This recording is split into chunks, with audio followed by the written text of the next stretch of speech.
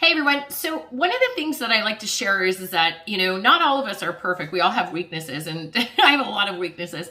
But one of the biggest weaknesses I have is basically having a ton of ideas running through my head all the time. And when you're a very creative person, one of the hardest things for you to do is take that creativity and say, okay, I love this idea, but I'm on a path already to achieve something else. So how do I like this idea, keep this idea, but not divert away from it and start ruining where I'm headed? And that is actually the biggest weakness that I have is that, when you have a path already for 2023, but then something shiny gets in the way, or you have a mastermind and you talk to a bunch of other people, and then all of a sudden you're like, okay, I'm going to go a different direction.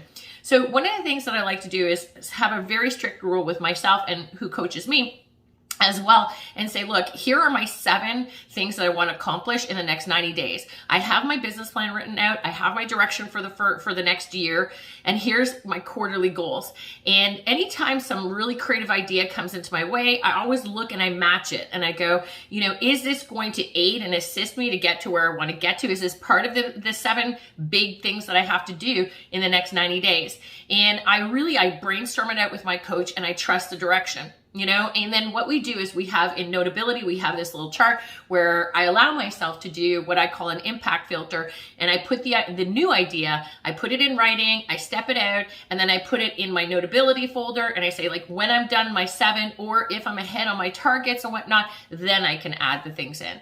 But what's really important to me is that I don't start diverting away, because usually the reason why I divert away is because I have a really creative idea and I'm just getting really bored with going down the path that I'm going, because either I'm hitting the targets or it's a little boring, it's not as exciting anymore. And as an entrepreneur, we like that, wow, here's a new idea, here's something exciting.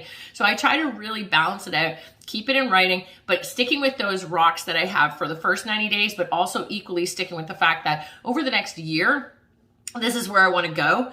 And everything else that's outside of that business plan and all the new ideas and stuff, I need to put it somewhere, but I don't need to implement it ASAP. I don't need to get off course and start implementing different things. I need to stick with my goals, stick with what I've already written out, what my accountability is with my coach, but then equally have a place I can put it so I can go back to it one day, or go back to it when I've achieved those rocks for the first 90 days, and then I have more free time. So it requires a lot of discipline, but it requires the awareness that that that's your weakness.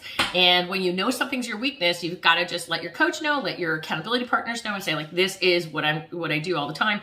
And you know what? Why am I doing it? Because I'm typically bored with the other stuff. So then it's like, oh, shiny object, shiny object. So that's a little tip on how I deal with my weaknesses.